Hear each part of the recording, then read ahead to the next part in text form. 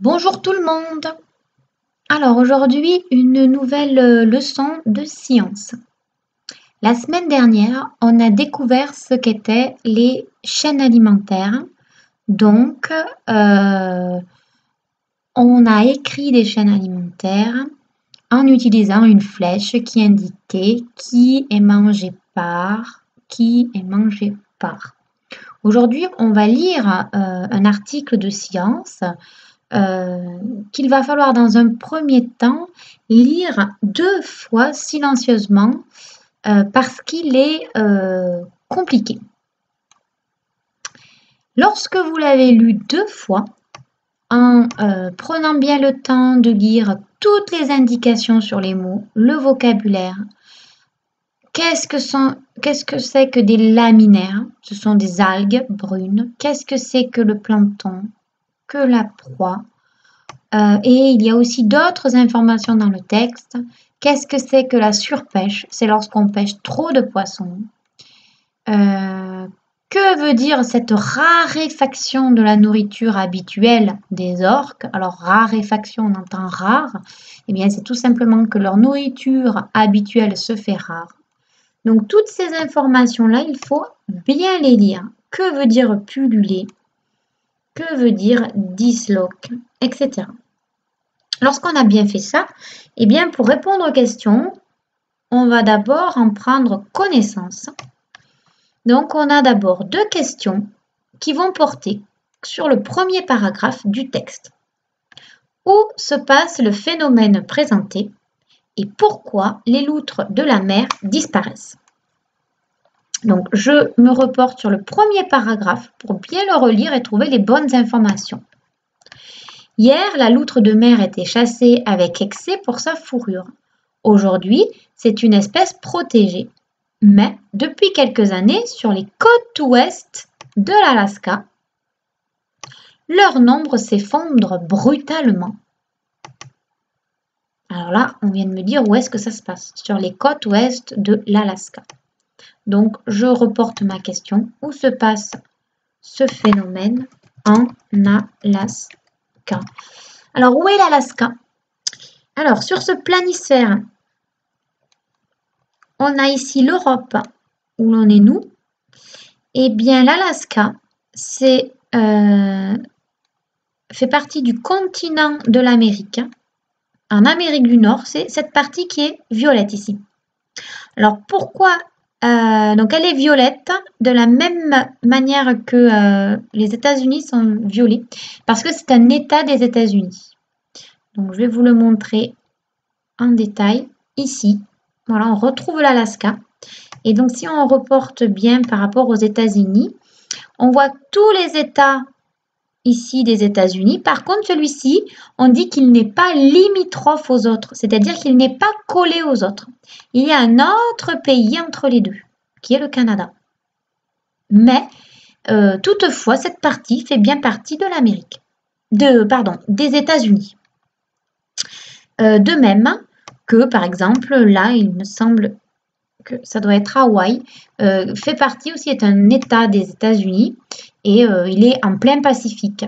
Mais il se raccroche aux États-Unis de la même manière que l'Alaska. Donc l'Alaska est un grand État des États-Unis. Voilà. Donc on retourne à notre texte. Pourquoi les loutres de la mer disparaissent? Alors on me dit parce qu'elles sont chassées pour leur fourrure ou parce qu'elles sont mangées par les orques. Alors moi au début, j'ai retenu qu'elles étaient chassées pour leur fourrure. Alors je relis. Hier, la loutre de mer était chassée avec excès pour sa fourrure. Et ça c'était hier, dans le passé. Aujourd'hui, c'est une espèce protégée. Ah, donc si c'est une espèce protégée contre la chasse, ça veut dire que normalement, elle devrait ne pas disparaître à cause de la chasse. Mais depuis quelques années, son nombre s'effondre brutalement. Pourquoi? Alors là, on est étonné. Pourquoi? On va me donner la réponse. Cet effondrement serait lié aux orques qui, selon certains chercheurs, se sont mis une erreur, se sont mises à chasser les loutres de mer. Donc là, cet effondrement serait lié aux orques qui se seraient mises à chasser les loutres, alors qu'elles ont longtemps cohabité pacifiquement dans les mêmes eaux. Alors, cohabiter, ça veut dire habiter côte à côte, au même endroit, et pacifiquement, ça veut dire de manière sans qu'il y ait de violence, de bagarre, d'attaque. Voilà, au même endroit, il n'y avait pas de souci, tout se passait bien. Et d'un coup, eh bien, les loutres sont attaquées par les autres. Les orques, pardon. Donc ça, c'est ce qui se passe maintenant. Donc, ma réponse, c'est un piège, hein, c'est parce qu'elles sont mangées par les orques. Et non pas parce qu'on chasse leur fourrure, parce que maintenant elles sont protégées de cette chasse. Donc, ce n'est pas ça qui fait brutalement disparaître les loutres. Question numéro 3 et 4. On me demande donc de chercher les réponses dans le deuxième paragraphe. Qu'est-ce que mangeaient habituellement les orques? D'accord. Et que mangent-elles en plus maintenant? Alors, on vient de me dire que là, les orques mangent des loutres de mer déjà, alors qu'elles ne mangeaient pas ça avant. On va relire tout ce deuxième paragraphe. Alors, premier paragraphe, deuxième paragraphe. La raison de ce changement d'habitude, la modification du régime alimentaire de l'orque suite à l'effondrement des stocks de ses proies habituelles. Ce qui veut dire que ce que l'orque mangeait habituellement, eh bien, disparaît. Donc, elle n'a plus assez à manger. En effet, on nous explique. En effet, l'orque qui se nourrit de jeunes baleines a vu le nombre de ses proies diminuer. Elle se nourrit de jeunes baleines habituellement. Mais elle a vu le nombre de ses proies diminuer fortement suite à la baisse considérable du nombre de baleines. Elle se serait alors reportée sur les phoques. Là, ça veut dire que là, elle se serait reportée sur les phoques. Ça sous-entend qu'elle aurait commencé à manger des phoques plutôt que des jeunes baleines parce qu'il n'y en avait plus assez, qui eux aussi ont vu leur effectif fortement chuter en raison de la surpêche, qui a entraîné une forte baisse des stocks de poissons. Cette raréfaction de la nourriture habituelle des orques pourrait expliquer pourquoi ces dernières se sont finalement mises à chasser la loutre de mer. Donc, moi, on me dit qu'elles avaient l'habitude de manger des jeunes baleines, puis, eh bien que du coup, comme il n'y en avait plus suffisamment, elles se sont reportées sur les phoques et enfin, elles ont fini par chasser la loutre de mer. Je réponds donc aux deux questions. Qu'est-ce que mangeaient habituellement les orques? Habituellement, elles mangeaient ou elles se nourrissaient de jeunes baleines.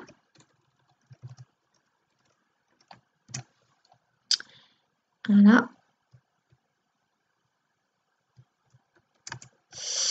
Que mangent-elles en plus maintenant? Eh bien, on a vu deux choses.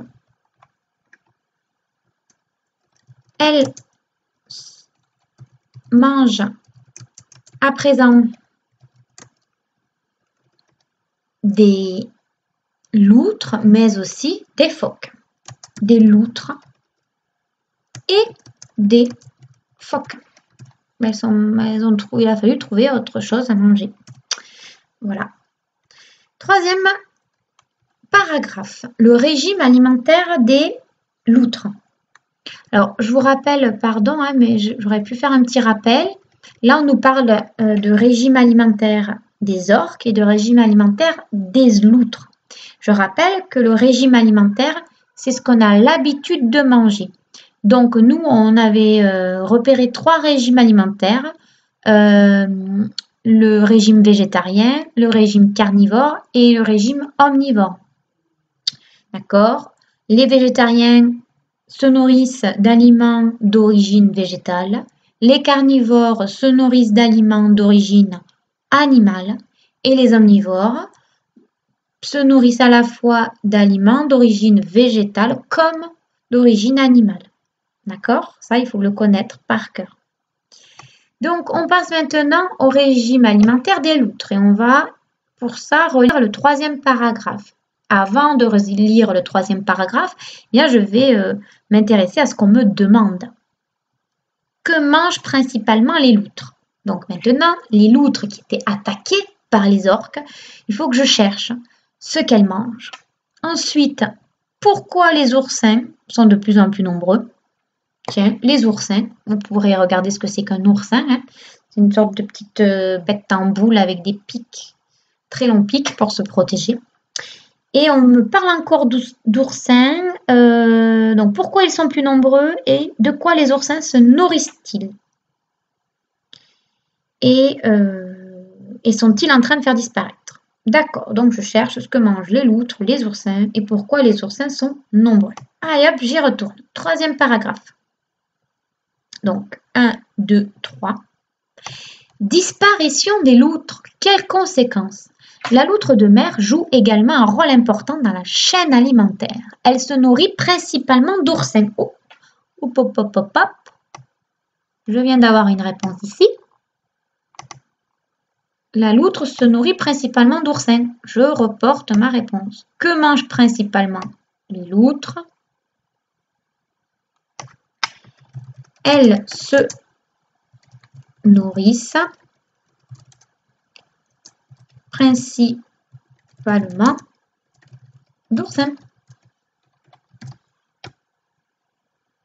Ça, déjà j'ai une réponse. Après, pourquoi les oursins sont plus nombreux et de quoi se nourrissent-ils? On y retourne. Elle se nourrit principalement d'oursins qui eux-mêmes broutent les algues. Qui eux-mêmes. Alors, eux-mêmes, ça fait référence aux oursins. On parle bien des oursins. Les oursins qui broutent les algues. Ils broutent comme la vache qui broute l'herbe. Eh oui, les algues, c'est un peu l'herbe de ce qui se passe sous l'eau. D'accord? Donc, les oursins broutent les algues situées au fond des océans. Surtout les laminaires. Alors, les laminaires, on m'avait dit plus haut qu'il s'agissait d'algues brunes. D'accord? Donc, ils vont beaucoup plus manger les algues brunes. Il y a toutes sortes d'algues de plusieurs couleurs. Eux, ce qu'ils préfèrent, c'est ça. Donc, pardon, je vais un petit peu trop loin. Donc, on me dit qu'ils broutent des algues. Donc, ça, déjà, j'ai trouvé. Je sais ce qu'ils mangent. Et après, il faut qu'on me dise pourquoi ils sont de plus en plus nombreux. Alors, j'essaie de lire. Comme la loutre disparaît, les oursins se mettent à pulluler. Pulluler. Ah oui, ils se multiplient trop vite, deviennent trop nombreux. Alors, pourquoi les oursins deviennent très nombreux? On m'a dit parce que la loutre disparaît. Ah oui, la loutre qui est son prédateur.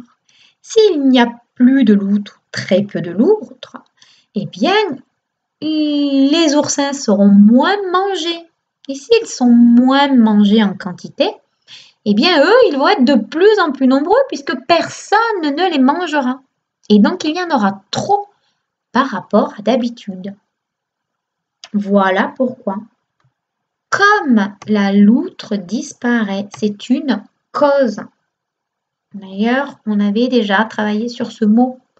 Comme il se passe ceci, conséquence, il se passera cela en production d'écrit. D'accord? Donc, comme la loutre disparaît, je crois que j'ai mes 2 informations. Je retourne à mes questions. Pourquoi les oursins sont de plus en plus nombreux? Parce que les loutres disparaissent. Oh bah oui. Parce qu'ils sont de plus en plus forts. Ben non. Parce que les orques disparaissent. Non, non. On était bien en train de parler des loutres. De quoi les oursins se nourrissent-ils? Ils broutent les algues, ils mangent des escargots. On m'a jamais parlé d'escargots, par contre on m'a bien dit qu'ils broutaient les algues, même les algues brunes. Et voilà la réponse à mes 2 questions. Maintenant, les 2 dernières questions. Conséquences pour d'autres espèces et pour l'homme. Toujours dans le 3e paragraphe. Qu'est-ce qui se cachait dans le tapis végétal au fond des océans? Alors je retiens dans ma tête, je cherche ce qui se cache sous ce tapis végétal. Et le 2e, quels sont les problèmes que pourrait rencontrer l'homme? D'accord. Alors je retourne à mon texte. Alors j'en étais au fait que lorsque la loutre disparaît, les oursins sont de plus en plus nombreux. Ils broutent de plus en plus le tapis végétal, tiens, on parle du tapis végétal, au fond des océans, ce qui disloque, ce qui détruit l'écosystème formé par le kelp, forêt d'algues marines. Alors, qu'est-ce qu'il faut que je retienne? Que en broutant ces oursins détruisent, moi ça c'est important, hein, ils détruisent le kelp, la forêt d'algues. Ça paraît logique. Ils sont plus nombreux, donc ils mangent tout ce tapis végétal. Ils mangent cette forêt d'algues. Et ceci se traduit par la disparition en cascade de nombreux poissons et crustacés. Tiens, pourquoi il y aurait les poissons et les crustacés disparaîtraient? Ça, c'est une bonne question. Eh bien, parce qu'ils ne peuvent plus s'abriter dans les laminaires, dans les algues brunes. S'ils ne peuvent plus s'abriter, ils ne peuvent donc plus ne plus pouvoir s'abriter. Ça veut dire ne plus pouvoir être à l'abri, donc ne plus pouvoir se cacher. Voilà. Hein. Les poissons et les crustacés ne peuvent plus s'abriter sous les algues et donc ils deviennent de plus en plus victimes des prédateurs. C'est-à-dire que les poissons et les crustacés ont des prédateurs qui les mangent à leur tour. Et eux, eh bien, ils arrivaient à leur échapper, pas tous évidemment, hein, mais à leur échapper en se cachant dans cette forêt d'algues. Or, cette forêt est en train d'être détruite par cette multiplication d'oursins. Ils sont de plus en plus nombreux et ils mangent toute cette forêt. Du coup, les poissons et les crustacés ne peuvent plus se cacher dans la forêt d'algues. Alors, je le note.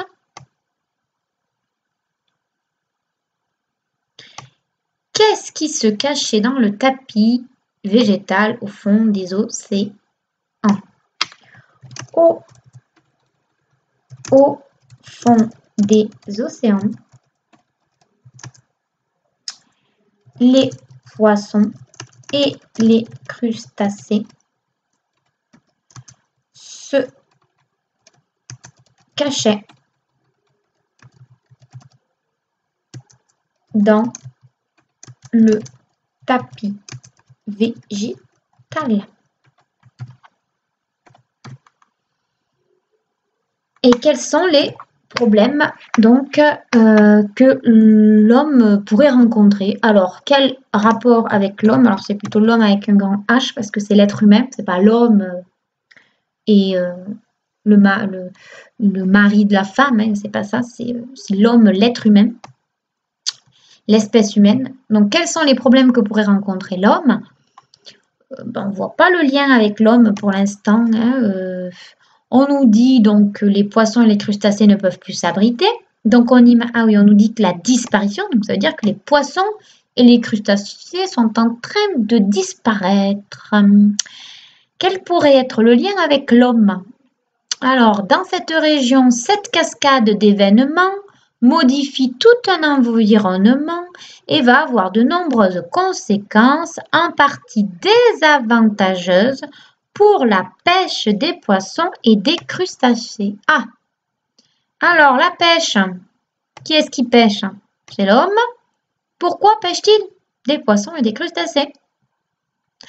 Eh bien, l'homme, normalement, pêche des poissons et des crustacés pour se nourrir. Si ces poissons et ces crustacés disparaissent, est-ce qu'on pourra pêcher?